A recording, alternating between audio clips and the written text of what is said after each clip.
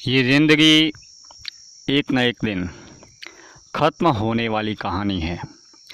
अनंत ब्रह्मांड में सालों सदियों से इस ब्रह्मांड की जब से स्थापना हुई तब से लेकर अब तक हज़ारों लाखों करोड़ों जीव जंतु जानवर पशु पक्षी और इंसान इस धरती पर जन्म लेते हैं और अपना निर्धारित जीवन काल पूरा करके समाप्त हो जाते हैं। मगर एक इंसान जिसे एक ऐसी बुद्धि विनय विवेक मिला है, वो चाहे तो इस जीवन के रहस्य की खोज अपने मन के माध्यम से, अपनी बुद्धि के माध्यम से, अपने विनय विवेक के माध्यम से कर सकता है। अगर हम उस जीवन के रहस्य की खोज नहीं कर पाते हैं या उसके लिए हम चेष्टा नहीं करते हैं तो हमारा जीवन पशु पक्षियों जैसा ही है। पशु पक्षियों और जानवरों जैसा ही हमारा जीवन है।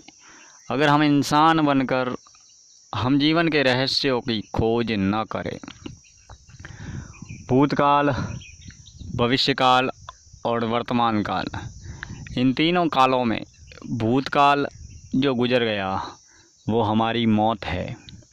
भविष्यकाल जो प्रतिपल प्रति क्षण हमारे सामने आ रहा है वो हमारा नया जीवन है। और ज़िंदगी जो वर्तमान काल में हम जी रहे हैं वही हमारा जीवन है। प्रतिपल प्रति क्षण भविष्य वर्तमान में बदल रहा है और वर्तमान भूतकाल में बदल रहा है।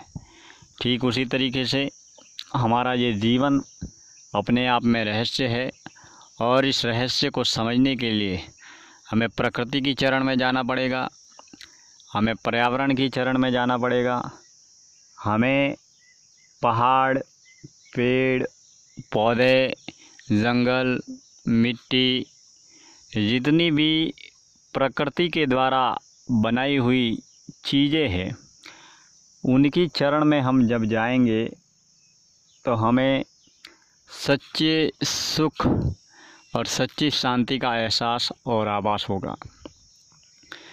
जीवन पानी की धारा की तरह बहता ही चला जाता है। बचपन से जवानी और जवानी से बूढ़ापा, जीवन देखते ही देखते हमारा ख़त्म हो जाता है। और इस ख़त्म हो रहे जीवन में हम अगर कुछ नया करने की, नया बनने की और कुछ नया प्राप्त करने की चेष्टा करें तो वाकई में हमारा जीवन सफल हो जाता है। सकारात्मक सोच ही हमारा जीवन है, सदैव सक्रियता ही हमारा जीवन है।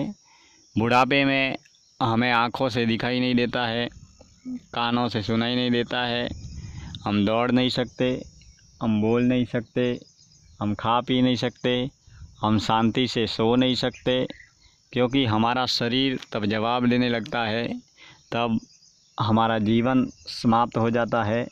और वैसे भी बुढ़ापा देखा जाए तो एक नहीं दर्जनों बीमारियों का घर है जिसमें जीवन समाप्त हो जाता है और दुख दर्दों की और बीमारियों की दुनिया बनकर रह जाता है। हम प्रयास करें इस जीवन को जानने, पहचानने और समझने की और समय के साथ में चलने का पूरा प्रयास करें, क्योंकि ये जीवन हमें अनमोल है। और ये मनुष्य जीवन जब आपको मिला है तो ये आपके किए हुए अच्छे कर्मों का फल है।